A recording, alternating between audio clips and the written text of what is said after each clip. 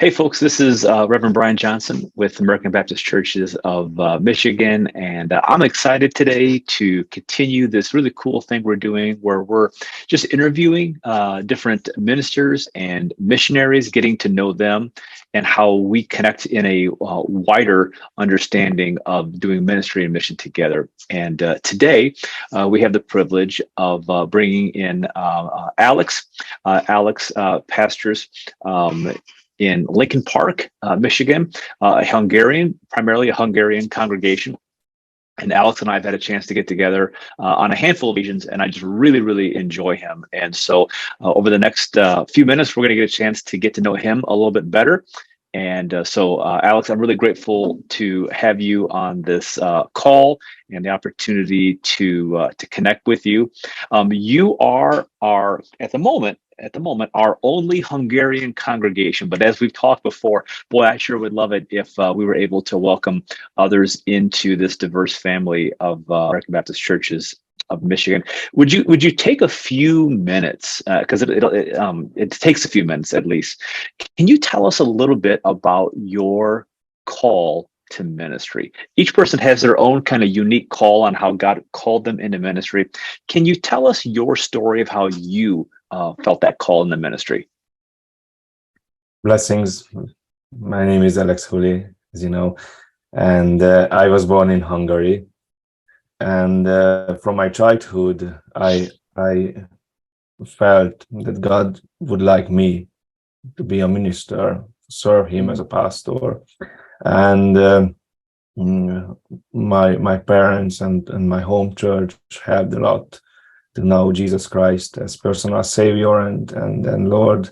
And when I was baptized, I started to think about serving Jesus Christ more and serving Him in a church, and it was like a feeling at first. Later, it improved to a calling, and I had another plan with my life. I was an IT man, and I would like to start a business or something. As a child, it was a dream for me as a child. But the good Lord had a much more better plan with me. And one Sunday, when I prepared to go to the church, and it was a Lord's Supper Sunday, and I was thinking about renewing covenant with the Lord and such things, and this old calling or old feeling came back really strong, and I said that, okay, Lord, I will pray for it. I will fast for it. I will do something with you for this calling, and I will start it in a couple of days. And I had a strong intuition to start it right now. Right at that moment. So I went to the Lord's Supper service, and I knew that I have to say something to the Lord. I have to answer to the calling, and it was a 3 days hesitation on my side. I was reading the Bible, and I was praying, I was fasting, and I shared it with my father and with my pastor, that it's a really interesting thing, and I have to say an answer. In 3 days, I got different Bible verses and encouragement and such things. after the 3 days, I could say that, yes, Lord, here I am, send me. And from that time, I was rearranging my life. It was a hard question to finish my previous school and after that go to seminary or just jump in to the seminary. I finished my IT school and after that I went to seminary.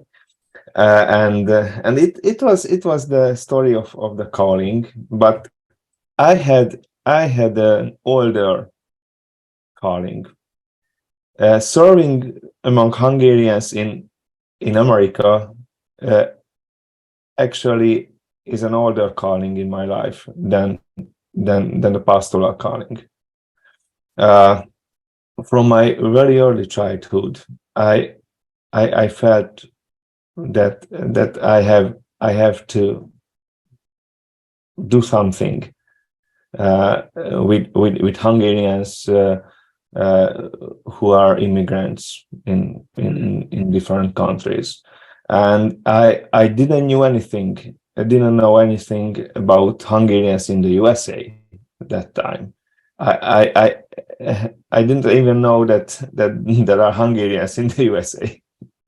At that time, but it was a feeling which improved to a calling later when I was a pastor, a couple of years later. So, Alex, when you finished your degree in IT, and then you went to seminary. During that time of seminary, how did you continue to feel a sense of a confirmation of your call? In other words, how did the seminary experience for you reinforce and nurture this call of ministry that you had on your life? At first, it was hard because everybody said that I'm out of my mind to change from IT to theology, and it had me actually because it encouraged me more to serve God and in the seminary, the Hungarian Baptist Seminary is a traditional seminary with a lot of biblical studies, Hebrew, Greek, such things, and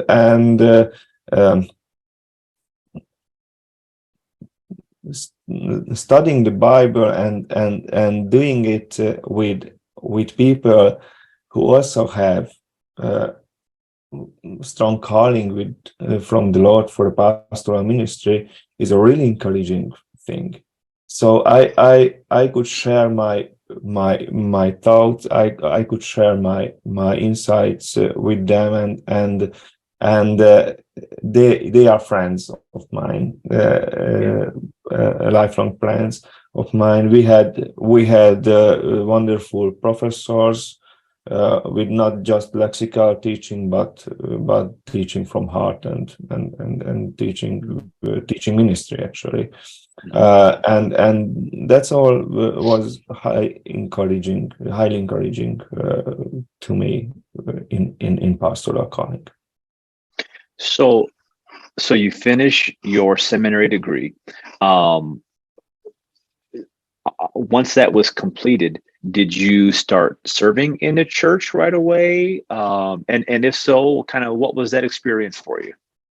Yeah, in the last year of my seminary, I was invited in a small bunch of churches. So it contained 5 churches, actually 5 small village churches. And I started my pastoral ministry actually during the last year of my seminary, and after the when I finished my seminary, I was ordained as a pastor in these 5 churches. I really like these churches. they are with mostly old people and old people and like a village church, it's a family. Yeah. It's a family, and it was a perfect place for me to start a ministry as a young husband, by the way. Yeah. So my marriage started at the same time. So So you're newly married, and if I'm understanding you correct, you pastored 5 churches at the same time. correct, yeah. That had to have a lot of challenges attached to it. What was it like to try to? I'm just trying to imagine in this moment, based on how I understand, serving in multiple churches. So, did you have to preach the same sermon in 5 different locations every Sunday? Yeah, it was fun because first service started at 9, and I rushed to the next location, and so on. The fifth service started at 6 p.m., I think, and after the fifth service, I went home, and there was a rule on Sunday nights at our home. My wife was allowed to speak whatever she wanted to speak, but no questions at that time, because I was a little bit tired Yeah, you were Sunday spent. nights. Yeah, but Oh but it wow. was it was really it was really strengthening, and it was a blessing, a real blessing, meeting these people, and they were singing as they were waiting for me, and they were so loveful, people, and old congregations, and with a lot of experience in faith. So Mm-hmm. I learned a lot in that Yeah. in that 5 churches. So when you finished serving those 5 churches, is that when you came to America, or did you serve another church after that? Yeah, I served there for 8 years, and Okay. after that I came here. Okay. So. So before we jump into the journey of when you came to America, Mhm. can you help us understand? I mean, we've got some missionaries that are there in Hungary right now. In fact, in Michigan, John and Amanda Good, who were at Covenant Baptist Church for a number of years, their family is in Hungary right now. So Michigan has a connection there. But can you give us a little bit of an insight on what is unique and special about the Hungarian culture? Yeah, my churches were not far from the place where John and Amanda is serving now. Okay. Um, and it's really interesting because Hungarians are quite the same than Americans. But they are a little bit more more closed at first, I think. Okay. So it's harder to make friendships or something with them. After that, they are really kind and really welcoming people, and that part of the country, there are mostly farmers, and they are really kind and straightforward people. If if a Hungarian loves you, you know that he or she loves you. If they don't like you, you will know that they don't like you. So mostly similar than here, but mm, a little bit Eastern culture. or Hmm. Eastern European culture. Hmm. Uh, So, tell us the story. How? Because it's interesting. You said that you had felt early on that God had put a call on your life to serve Hungarian immigrants in the U.S., but probably not knowing at all how that was going to actually happen. So, you're serving these five churches. What happens that draws you out of that ministry into America? Kind of take us through that story of how you got here to Michigan. Long story short, uh, I was serving in that five churches. I really enjoyed that, and we had youth work, we had kids work, we had work with the older people. So I really enjoyed, and I felt that I'm in my place of service, in my right place of service. But this calling, or this feeling, what started in my childhood, was coming back again and again, and I uh, didn't do anything with that. You know, I said that, Lord, I'm in my place. I'm serving you. I learned a lot. I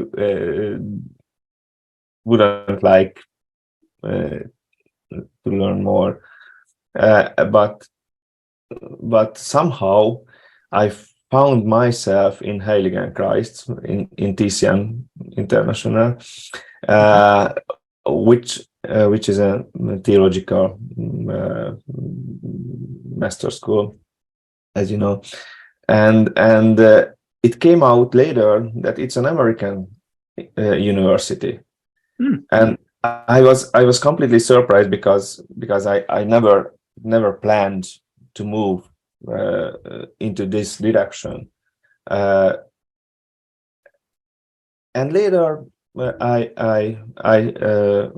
continued my service in these five churches, and there was one day, I clearly remember, we were preparing tea for the choir practice with my wife, and Mm. and uh, and this feeling, this calling was so strong in me to the USA, that I must share with my wife, and said that, okay, I have this calling. I have a way to America, serve among the Hungarians in America, but I don't know what to do with that Mm. calling. And we had uh, mm, small fund as a mission fund for us, and my wife said that, okay, Alex, you won't be able to decide that if it is the will of God or not here. Uh-huh. You have to go there, and we will see. So I sent a letter to the American Hungarian pastors here, uh, as a completely stranger Mm. for them, that I'm ready for a guest speaking in youth conference, or somewhere, if it is needed, because Hmm. we rarely get Hungarian guest speaker here, because of the distance. And I got an instant answer from Chicago. The Chicago pastor said that we will have a youth conference, and we are more than happy to welcome you there, and you will the guest speaker, and so on. And later the youth conference was cancelled, and I was Mm. happy, because I said that, Lord, I did my part. Now I'm continuing my service at home. Uh, and I was kind of calm with that solution, that okay, I won't go to the US. But later, half a year later, half a year later, I got a letter from the previous pastor here, and which said that we would like to see you if it is still active, uh, mm, or if your offer is still active, Hmm. and we would like invite you with the thought of inviting as a pastor, Mm. and please bring your wife too. And it was a completely uh, uh, shock for me, Yeah, I'll bet. because I never thought that thing. I was thinking about a guest speaking, a youth conference, and we will see. But it was a direct invitation. I never been there. I knew nobody here. Uh, uh, by the way, I met once with them in a pastor's meeting, and Hmm. I was spoken for 10 minutes, and in this 10 minutes, I mentioned that I have a calling, serving among Hungarians abroad. So after that, nothing. I got a kind of direct invitation here. It was a hard step for us, because we were in the middle of the ministry there, and we had a special test. Uh, I asked the Lord that, okay, uh, I won't like to be unsecure. What is the what is your real? Uh, we asked that if we were invited for a month, and we asked that okay, this month could be the best or the worst Hmm. month in our life, and that will be the answer. It was the best. Mm. And we were returning from there, from here, uh, that the board said that they would like to vote, uh, uh, to invite us. And it was a hard time for us, because we desperately need some guidance, some answer from the Lord, and we were praying, and my wife said a funny thing. She said that okay, we won't go unless we got 100% invitation. Mm. I said that okay, it's a lady talk. Uh, but 2 days later, we got the invitation with 100%. Hmm. So she started to cry, and said that okay, I was I was I was convinced earlier than her than she, and I knew after the 1 month that I got the answer from the Lord. I must go. I couldn't say Yeah. no after that. But it was the last, the cherry on the top. Yeah. You know. So So so we you say you you we said yes. yes, and so you get here. Um, what I mean, you had that month to kind of figure out, is this or is this not God's will? And you're here and you're serving this Hungarian congregation in America. Um, talk with me, with us, those that are listening.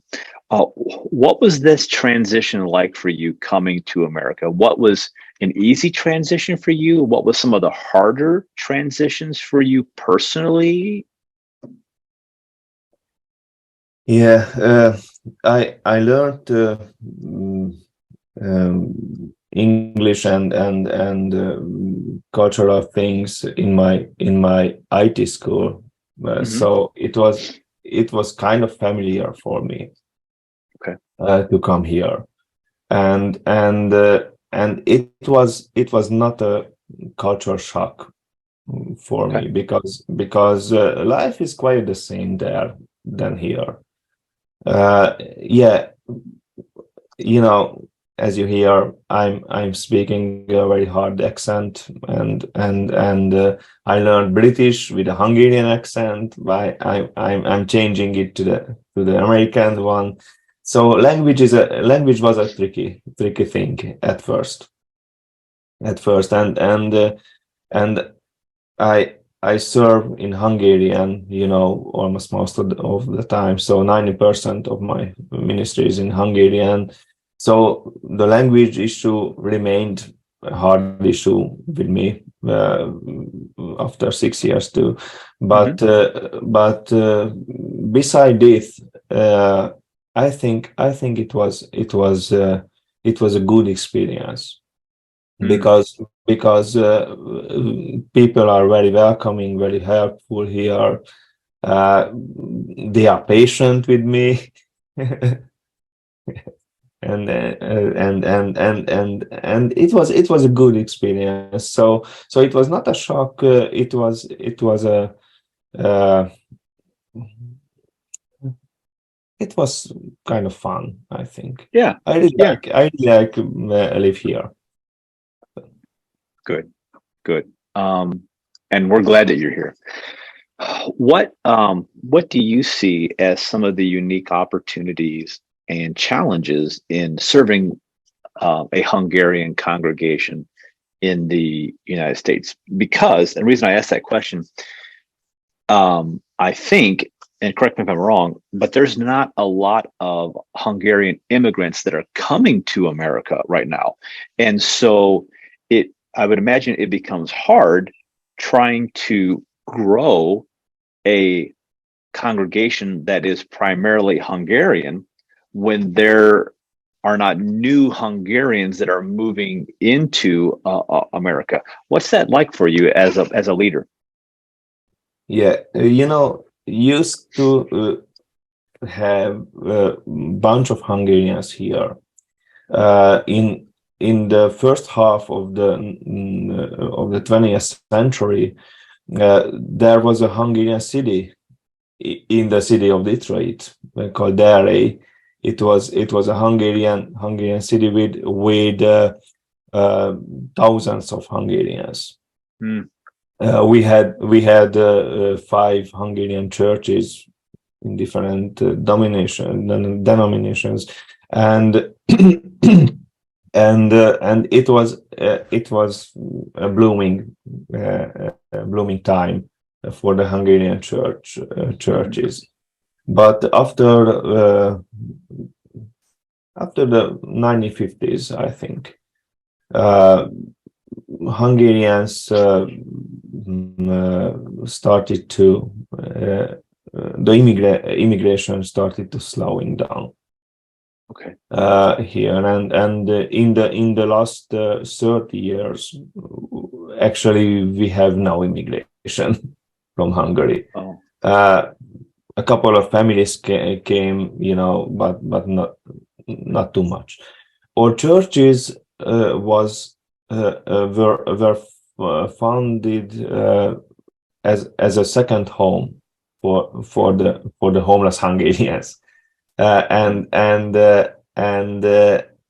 or a second family for the Hungarians who came here and left their families at home, and they did this job.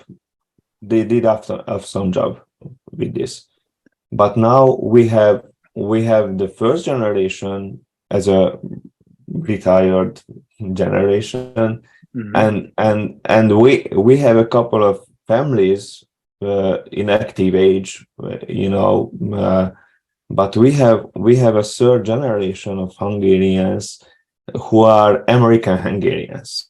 Yeah. Were born here, and their primary language is the American.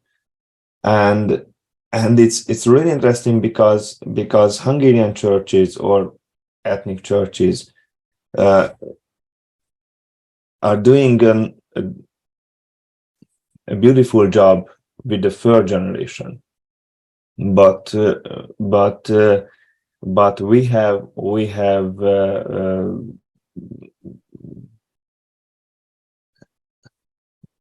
to do something with the second and third generation too now, because there is no immigration wave here, but we have Hungarians, second and third generation Hungarians here.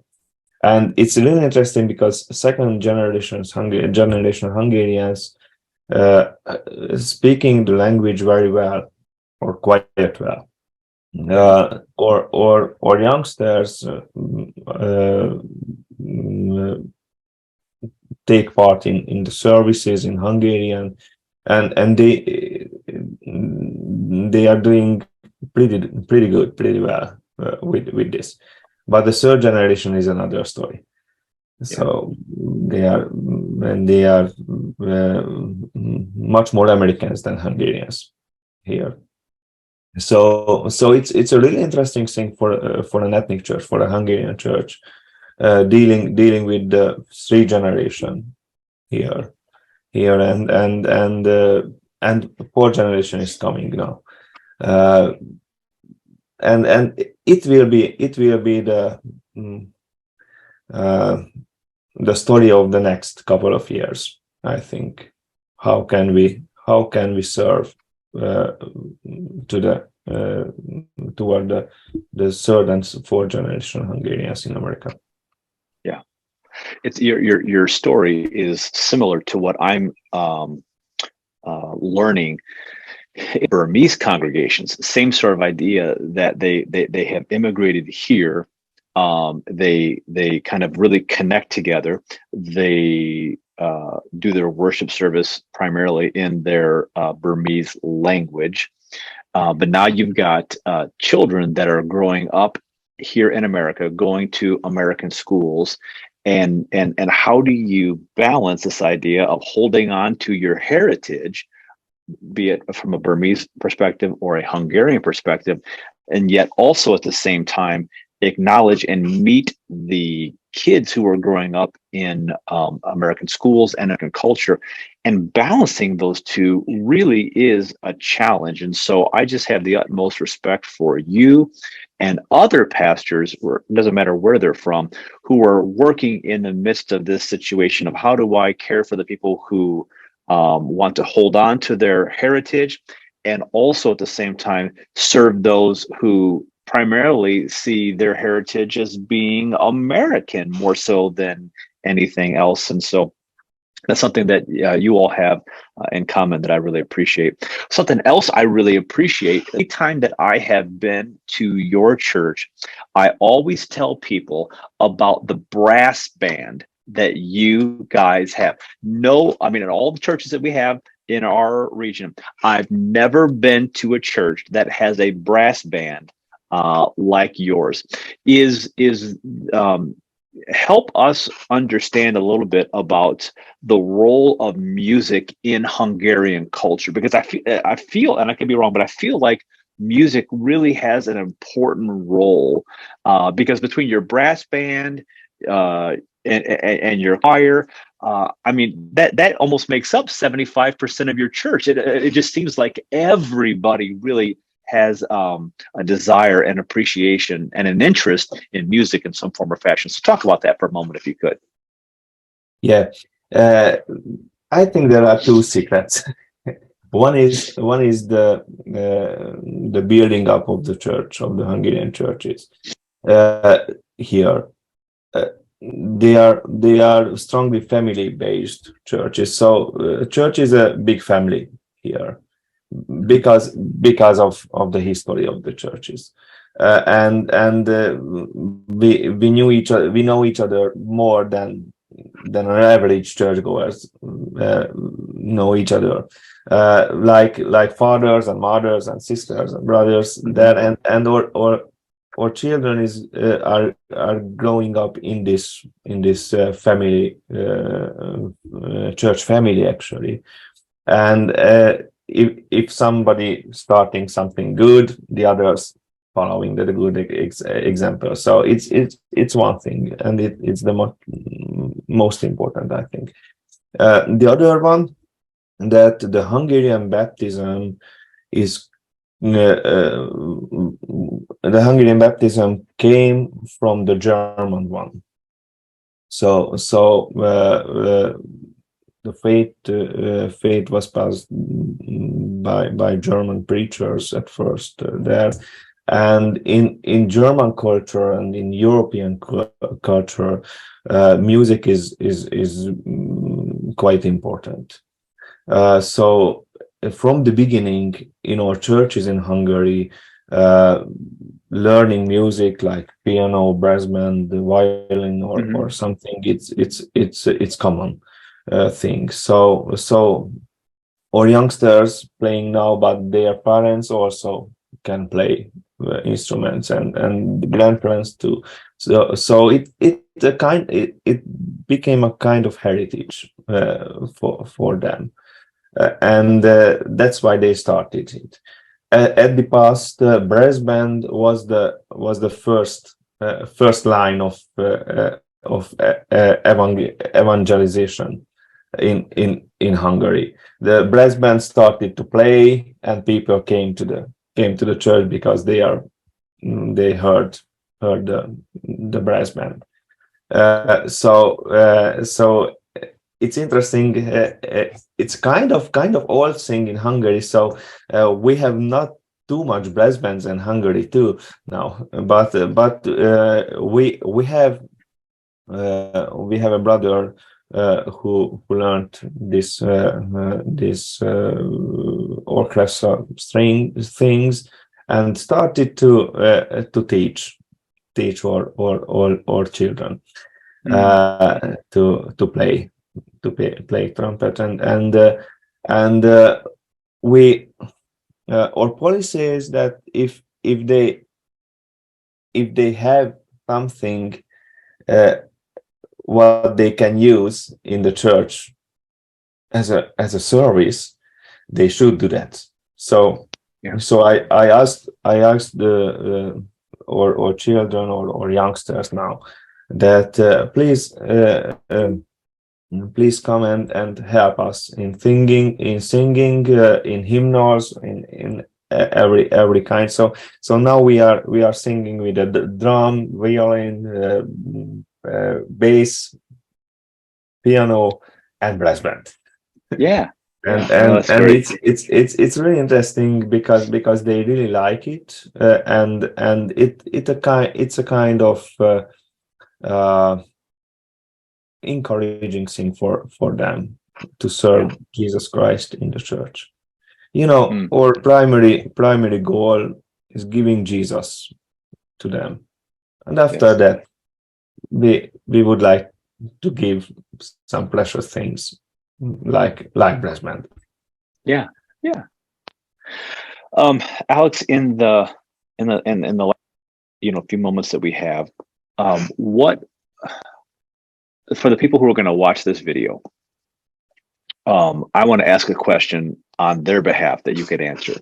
How can we as a region, how can we be praying for you?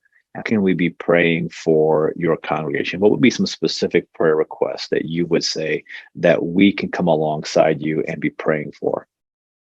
Yeah, as I mentioned, or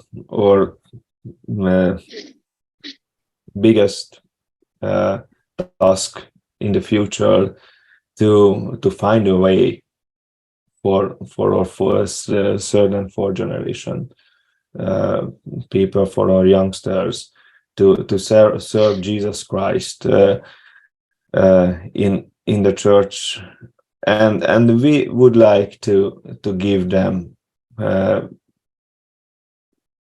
something from our culture and something from our faith, Mhm. actually. Uh, and and if you would pray for us that if we could find a good way to keep our treasures and help them to grow in ministry in the USA. Yeah. Because it's our home now.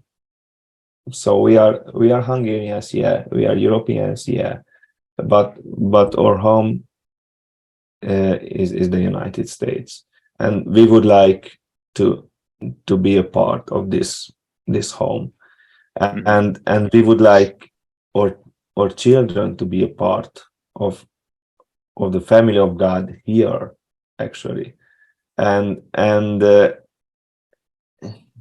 we would like to keep our churches. Uh, Language is a secondary thing, but we would like to keep our churches alive, and we Mhm. would like to keep our churches uh, growing in the future. It can grow from immigration, so we would like to